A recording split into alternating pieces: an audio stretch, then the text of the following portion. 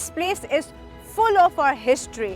और ये हिस्ट्री कोई आज की नहीं है, कोई हज़ारों साल पुरानी जो हमारी सिविलाइजेशन चलती आ रही है, जो हमारी एक हिस्ट्री है, जिसमें हमारी रिलीजियस हिस्ट्री भी आती है, जिसमें हमारी प्रैक्टिसेस भी आती हैं, हमारे हर रोज़ का लाइफस्टाइल भी आता है। ये कोई उस ज़माने की हिस्ट्री जो है ना, अगर बात की जाए तो यहाँ ऐसे ऐसे कुरान शरीफ के ट्रांसक्रिप्ट्स हैं जो कि सोने से लिखे हुए हैं, गोल्ड ट्रांसक्रिप्ट्स हैं, और अंदर आपको हिस्ट्री रिलेटेड इतनी सारी चीज़ें मिलेंगी और आपको पता चलेगा कि कितना स्ट्रॉन्ग हमारा हिस्टोरिकल बैकग्राउंड है।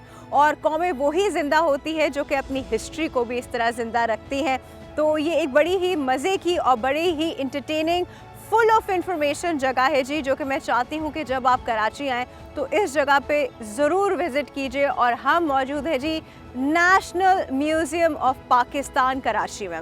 अच्छा, वैसे तो आपको नेशनल म्यूज़ियम्स जो है बहुत सारे और शहरों में भी मिलेंगे, इस्लामाबाद में भी है जी, लाहौर में भी और जगहों पे भी है, लेकिन कराची के म्यूज़ियम की ख़ास बात ये है कि यहाँ पे आपको जिस तरह की मूर्तियाँ मिलेंगी और इतनी एंटीक चीज़ें मिलेंगी जो कि है हर जगह पर है, लेकिन यहाँ पे कुछ ख़ास प्रिजर्व हुई हुई चीज़ें हैं जो कि पूरी दुनिया में आपको कहीं नहीं मिलेंगी। वैसे भी मुझे लगता है हर इंसान को अपनी हिस्ट्री ज़रूर पता होनी चाहिए, तो आप ज़रूर यहाँ पर आइए, ज़रूर।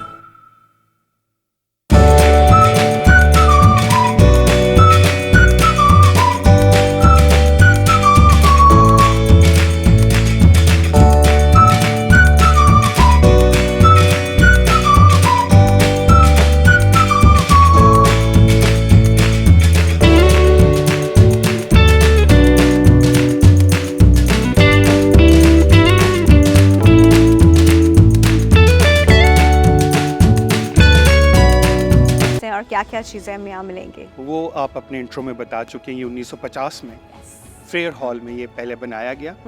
फिर उसके बाद जब वहाँ जगह कम पड़ गई तो फिर उसके लिए ये नई जदीद बिल्डिंग उस ज़माने में सन 70 के अशरे में बनानी शुरू की गई और 1970 में इसको यहाँ शिफ्ट कर दिया गया। तो इनिशियली इसकी 4 गैलरियाँ थी, लेकिन अब माशाल्लाह यहाँ पर हमारे पास 10 गैलरी हैं। और यहाँ पाकिस्तान का जो तारीख़ी असासा है वो कबलस तारीख से लेकर 19वीं सदी तक, यानी कि पाकिस्तान के क़याम तक यहाँ पर हमने लोगों को दिखाने के लिए डिस्प्ले पे रखा हुआ है। हमारे यहाँ इंडस वैली सिविलाइजेशन जो कबलस तारीख का एक बड़ा अहम दौर है, वो हमारे मुल्क की तहजीब का एक अहम उनसर है। और ये पाकिस्तान जो है ज़्यादातर इलाका इंडस वैली का जो है उस पर मुश्तमिल है और बहुत थोड़ा हिस्सा हमारे पड़ोसी मुल्क भारत के पास है।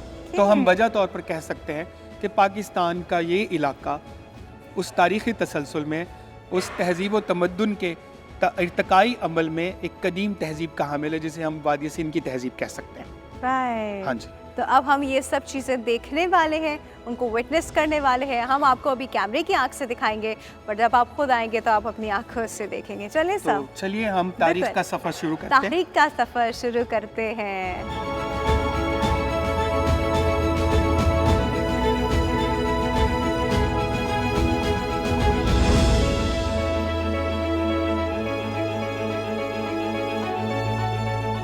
जी, हमारी पहली गैलरी है which is a pre historic gallery. इस गैलरी में क्या क्या मौजूद है, सर से पूछते हैं जी साहब। ये गैलरी उस ज़माने को कवर करती है जो 20 लाख साल पहले से लेकर 2500 साल कबल मसीह तक का ज़माना है। और पाकिस्तान उन मुल्कों में शामिल हैं जहाँ इंसानी तहजीब का इर्तिका लाखों साल पहले हो चुका है। तो उसकी एक मिसाल इस गैलरी में रखा हुआ एक हैंड टूल है, जिसको हम कह लें उस वक़्त का दस्ती कुल्हाड़ी, लेकिन वो लकड़ी से नहीं बनी हुई, वो पत्थर से बनी हुई। अच्छा, पत्थर से बनी हुई, ये तो देखनी पड़ेगी। दिखाइए, चले वहाँ चलते हैं। ओह, दिस इज द वन। ये 20 लाख साल पुराना पत्थर जो इस्लामाबाद के करीब दरिया सवा के किनारे हमको मिला।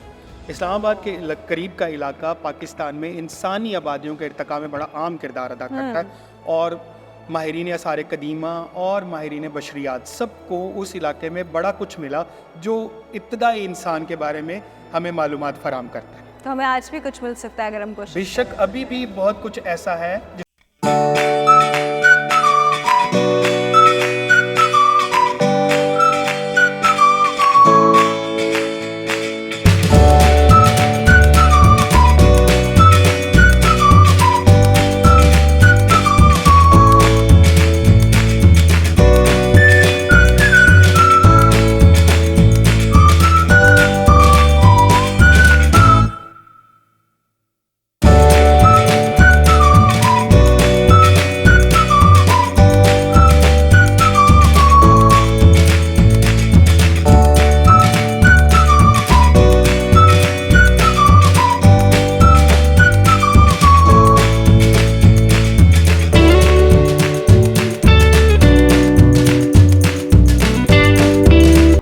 आगाज़ और अरूज का।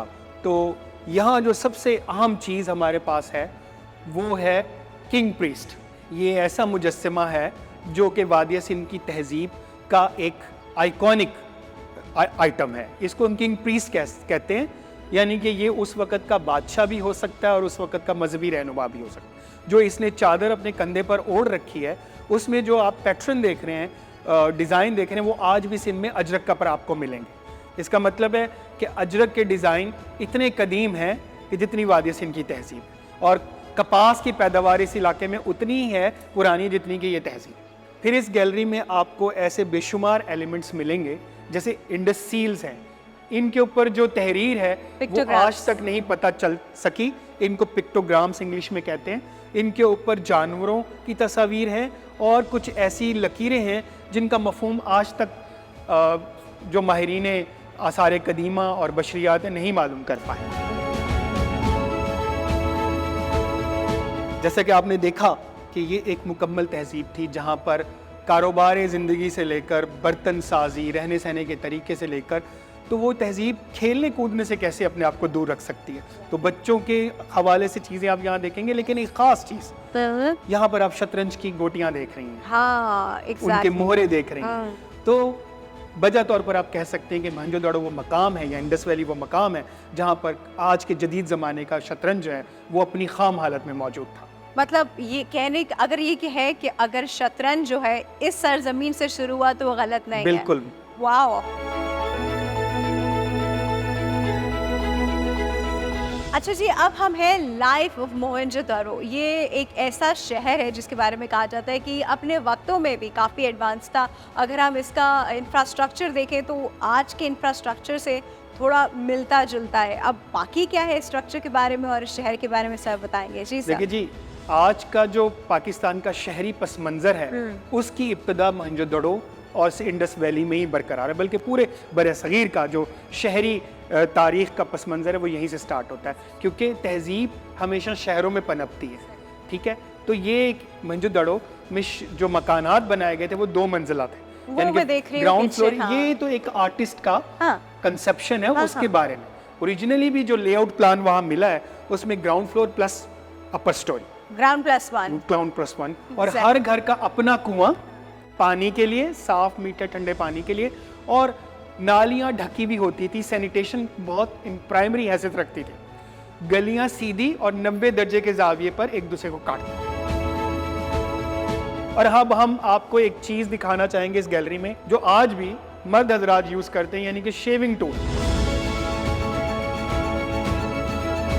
तो यहाँ आप देखिए कि आज के जदीद ज़माने के हवाले से आपको बहुत कुछ नज़र आएगा, जिसमें सुइयाँ, नीडल्स, ये तो छल्ले, ये तो नेल्स है, ये दीवार में और करने ये वाले, हाँ। आप देख रही हैं कुल्हाड़ियों के दस्ते। और एक और चीज़ जो उस ज़माने में इसका मतलब है मर्दों के लिए इम्पोर्टेंट था और आज भी उस तरह